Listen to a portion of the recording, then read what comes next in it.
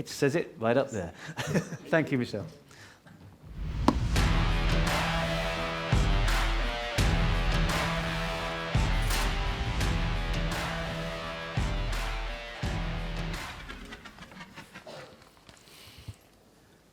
Hello. Hello.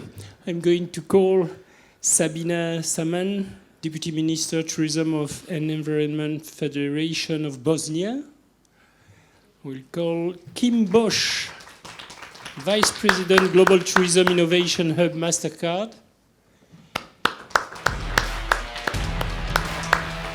Nadine Pinto, Global Sustainability Manager of the Travel Corporation. And I think that we miss the Minister of Culture and Tourism of Moldova. Oh, you are here, yeah.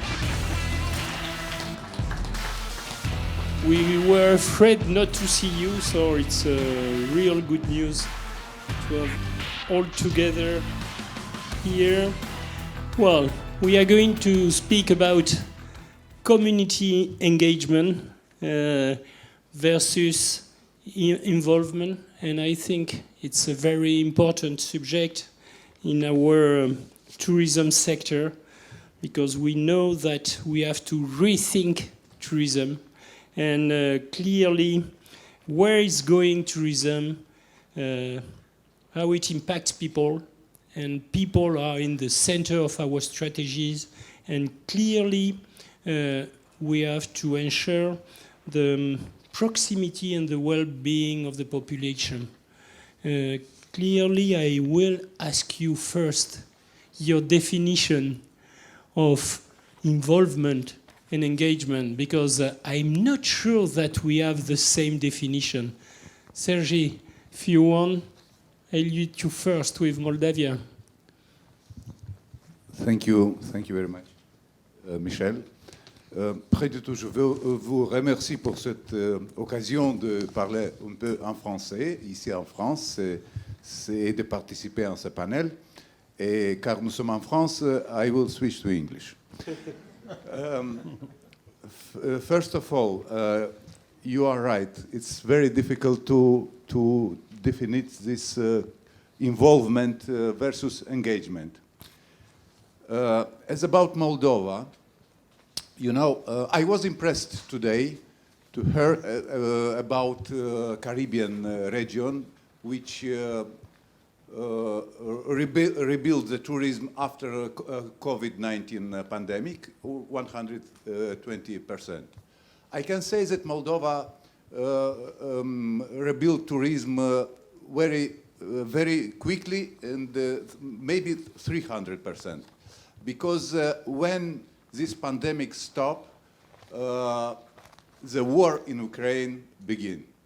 So we have had more than 100,000 refugees fled the war through the Republic of Moldova during 1 or 2 weeks. And if they go farther to Europe, they have been in Moldova at least 1 or 2 weeks. And we don't make refugees camps. We open our homes and involve all local communities to host these refugees.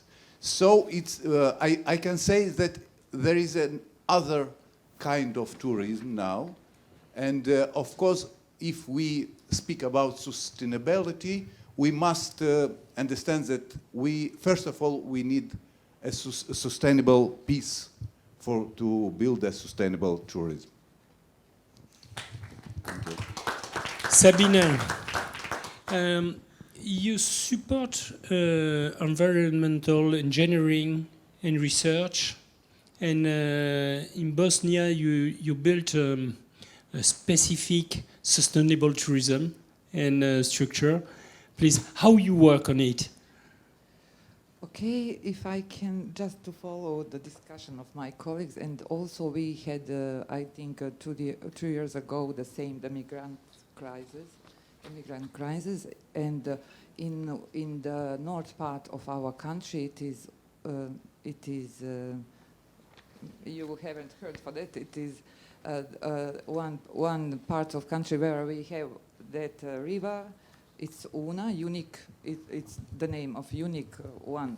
Una. It is the most beautiful river, and the people in that part of the country were really exhausted of migrants, and it was a big pressure on them now. But after that, they had a very good results when it was over, and local community was involved too. And when was it over, then we had an increase in the tourism, which is unbelievable. I just wanted to say it.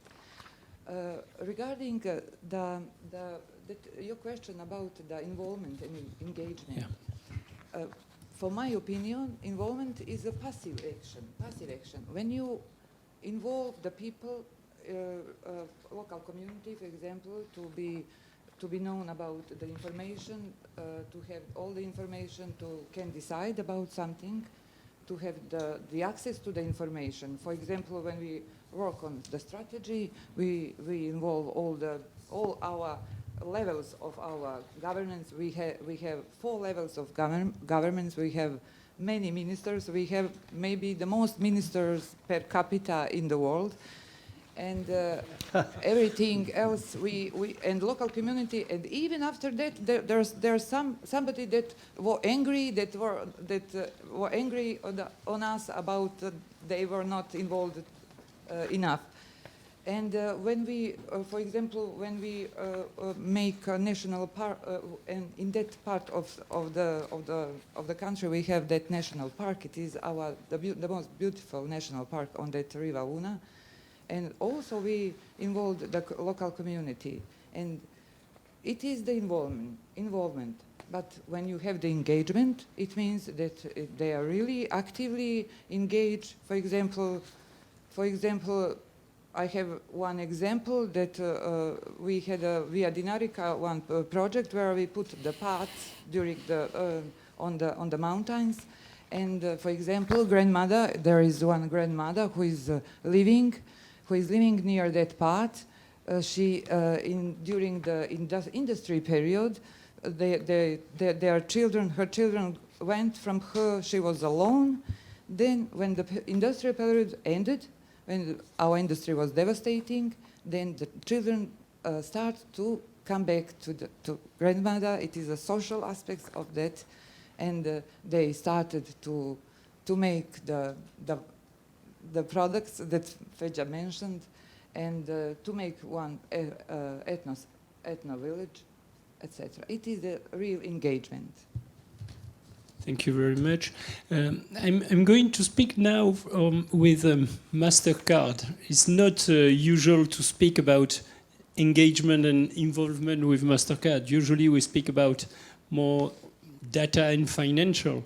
But clearly, Quim, you are leading the Mastercard Tourism Innovation Hub, which purpose is developing tourism around the world in more sustainable, inclusive way. Could you explain us how you work as Mastercard in this objective? Yes. Well, for us in Mastercard, we believe that traveling and tourism is one of the best ways of building a better society. You know, I think it's related with what they were saying before. No, and for this reason, we have created the Tourism Innovation Hub.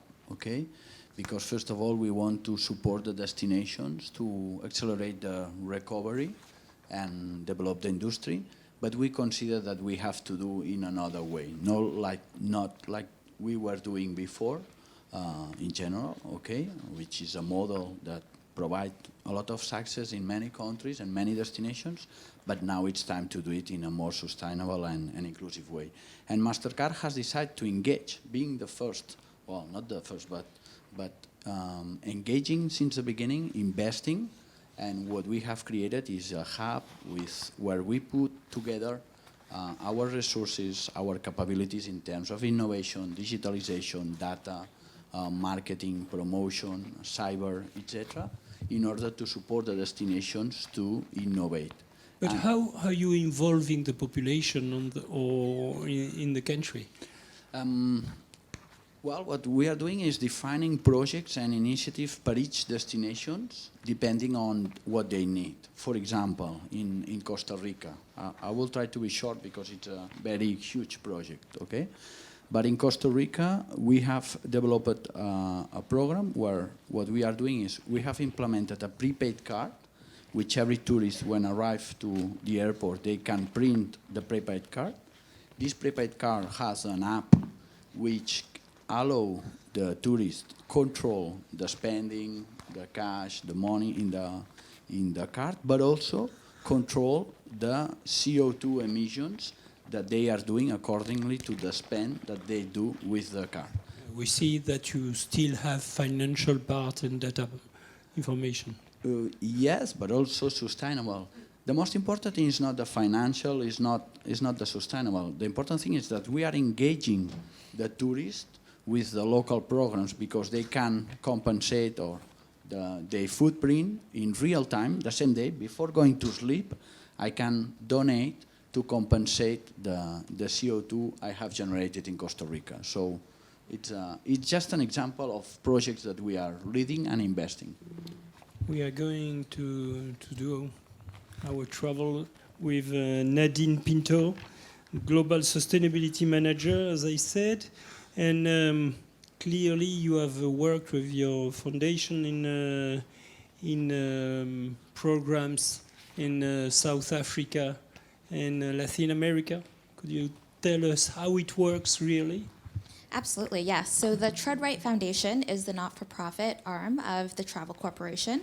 The Travel Corporation is a group of 40 travel brands that operate in around 70 destinations. So in 2008, we opened the foundation, and we don't receive any money from our guests directly. We just take a profit from, we just take some revenue from our brands and invest it into the foundation, which then invests it into these sustainable tourism projects. So I'm just going to touch briefly on two that are close to my heart and that you mentioned in Latin America and South Africa. So in Latin America, we go to a Weavers Community Center. This is in Chinchero, Peru. And it was basically the idea of the community where, due to globalization, you know, a lot of the younger generation was moving out, but there was a traditional way of weaving that these elders in Chinchero wanted to preserve and keep going. And so Nilda, she's the manager at the center, she wanted to create this community where the elders could teach the youngers, as well as tourists, how to do their traditional weaving. And the proceeds from this community center would go directly back into the community. So it goes towards their education, it goes towards healthcare, and Nilda is responsible for that on her own. So we have been donating money towards supporting this organization to purchase the textiles and the things that they use, and then they sell it to tourists or they sell it to locals. We do send some of our brands who are traveling through Peru through this community center. So there is a constant source of income because our guests are always purchasing from the community. So it's a great example of sustainable tourism and it actually benefiting the community. The other one is in South Africa, and there's many projects, but in South Africa, our founders are South African. They're a South African family, very passionate about wildlife tourism, and so we support Wilderness Foundation Africa in saving rhinos, because as we know, rhinos are endangered and at risk. So we support community-based anti-poaching initiatives that are all community-based. They run the projects, they run the planes, I guess, that go above and kind of monitor the rhino behavior and making sure that making sure that poaching doesn't happen. So it's another example of where we are supporting sustainable tourism so that the rhinos can run free and wildlife tourism can thrive. Thank you very much. I'm going back to Moldavia. You know that I have a special link with your country. Yes, I know very much. Thank you very much. I have a family very involved and engaged with Moldavia. But clearly, your country is the country of the origin of the wine. How do you organizing all the itineraries of wine, and how are you involving the population and the producers? You know, from my point of view, yeah, it's working? It's working, yeah. So wine consumption, agriculture, tourism, it's about people. And about people, it's about culture and heritage. So from my point of view, we can involve and engage local communities through through cultural events and putting in the spot of attention for in our offer, touristical offer, our heritage and culture. Even during this year, difficult year, we have done many cultural events, especially a festival of classical music called Desk Opera in countryside. So it was 1 week of living in countryside with local people, communicating with people. Of course, good wine, of course, good food. But first of all, it's about culture. Maybe because I'm a minister of culture, but not only. I think culture and heritage must be put in the front of the table of sustainable tourism. Thank you. I'm going to ask in Bosnia, what is the reaction of the population with tourism? It's a positive action, or as in other destinations, we start to have a negative impact of tourism? Everybody in Bosnia expects a lot of tourism. It is the government always say that it is the moving force in the Bosnia, but they don't have. I'm the part of the government, and I know how we are fighting in our Ministry of Finance to give us the money for tourism. We do the same in all the countries. It is not so easy. Everybody talks about tourism, and environment. It is connected to us, but it is very difficult to find the money for infrastructure, for the big projects, etc.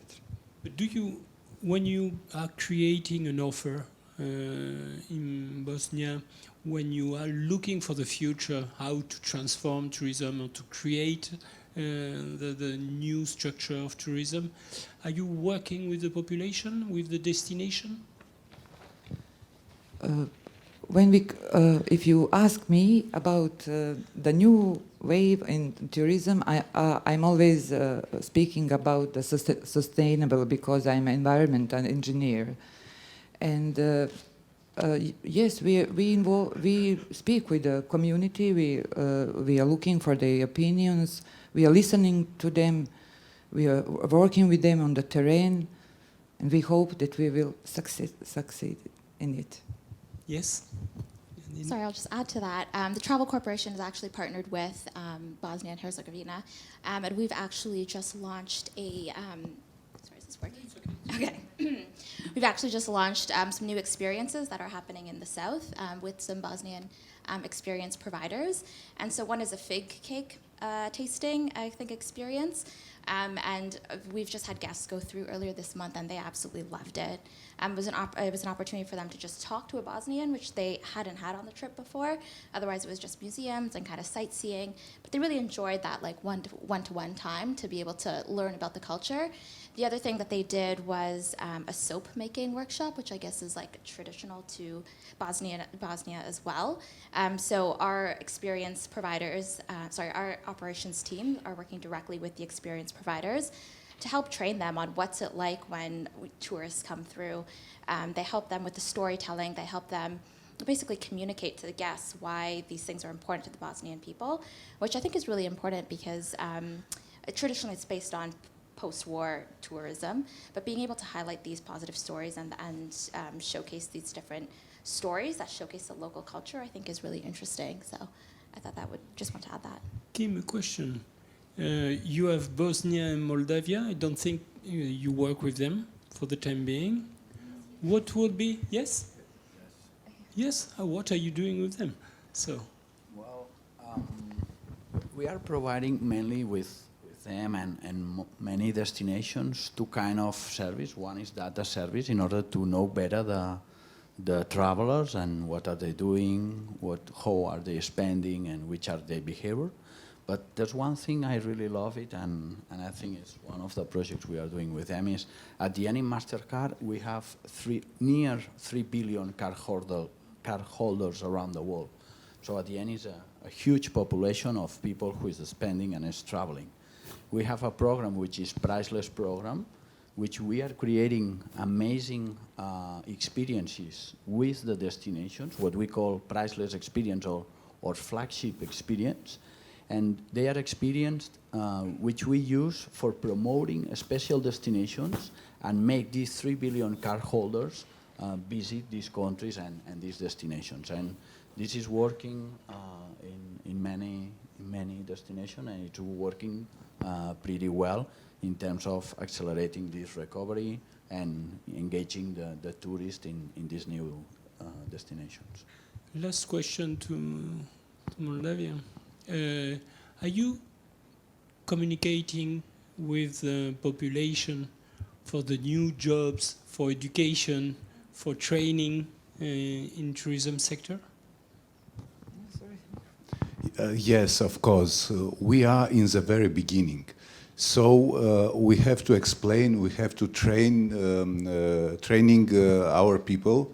And in this trip we are assisted, and we have a lot of help from USAID, for example, which work with us, and we plan to develop now many courses for both for tourism operators and for local people. We work a lot with local administrations because it's very important to involve them, and after that to engage local people in these programs. Because we have no sea and mountains, but we have very creative people, and communication with these people is our offer, touristical offer. Because Moldova is a small country with a big heart. This is the slogan of our country. And it's a perfect place to try to find yourself in a countryside. So it's an amazing place to discover relation, to live in a house with the local people, and to feel the life and to discover new society. Nadine, last question. How we have to do a country to have the support of your foundation? Good question. Thank you. We're really looking at up and coming destinations and where's the support required. We want to go where people want tourism. We don't want to just impose ourselves on a community, but it's a community that is open to tourism and wants to help develop themselves sustainably, I think is our requisite. And then, we do have an application form through our website, which is the TreadRight Foundation, and that's basically how we accept projects. Thank you very much. I think we have just started a discussion on engagement and involvement.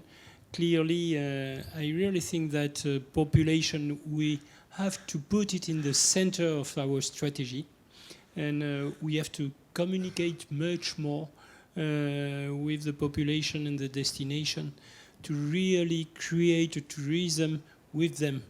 If not, there will be against tourism, and after we have to create a real economic model to be sure that the tourism is sustainable. This is not just environment, but this is the social part and the economy. Sabina, Yes, the I last just word. wanted to add that there is no project if the local community that do not approve that and accept that. There is no project, and it will not be. It is the main. I think this is the most important thing. We have to think about how to have the approval of the population and to make them really part of the project in the starting point. So when we are creating a product, it's important to ask them if they agreed, if they approved, because if not, we will have in the next future problems in the development of tourism. Thank you very much. Thank you.